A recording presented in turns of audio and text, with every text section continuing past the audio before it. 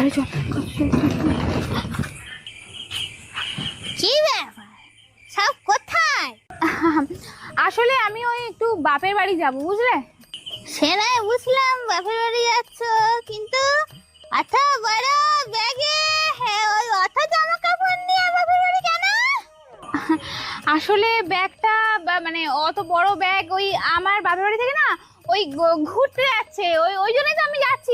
অনেক দিনের ব্যাপার তো, আর ঘুরতে যাব, অনেক জামা কাপড় লাগবে, ওই জন্য ওই বড় ব্যাগটা নিয়েছি। আর এটা আমার দাদা মানে ওই ওই খুঁড়তুতো জাতুতো হয় না, ওই ওই একটা জেঠুর ছেলে। ও আচ্ছা, ভালো।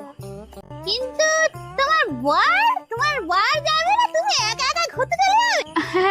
আমার বর যাবে তো, ও জামা কাপড়টা আমি ওই সব এর মধ্যে নিয়েছি, ওই জন্য তো অত বড় ব্যাগ হয়েছে।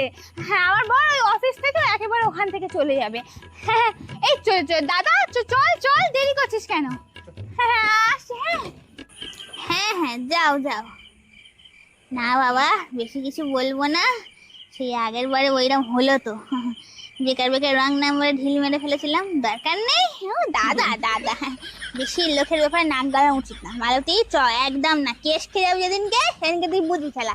যাবারিয়া তো খোকা, ওই যে ওপাড়া সেই দাসেদের বউটা নাকি সেদিন তো এই 6-7 মাস হলো বিয়ে হয়েছে, সে নাকি সব সোনা দানা সব সুটকেস ভর্তি করে নিয়ে সন্ধ্যেবেলা পালিয়েছে। এই মাত্র একজন এসে বলল।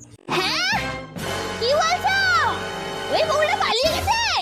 এ বাবা, তাহলে তখন পালাচ্ছিল?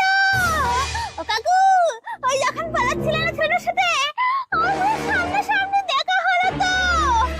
আরে তুই যখন দেখলি আটকাতে পারতিস তো, ছেলেটা কি কান্না কাঁদছে বউ চলে গেছে। আটকাতে তো পারতাম, কিন্তু বললাম ওরা আমার দাদা।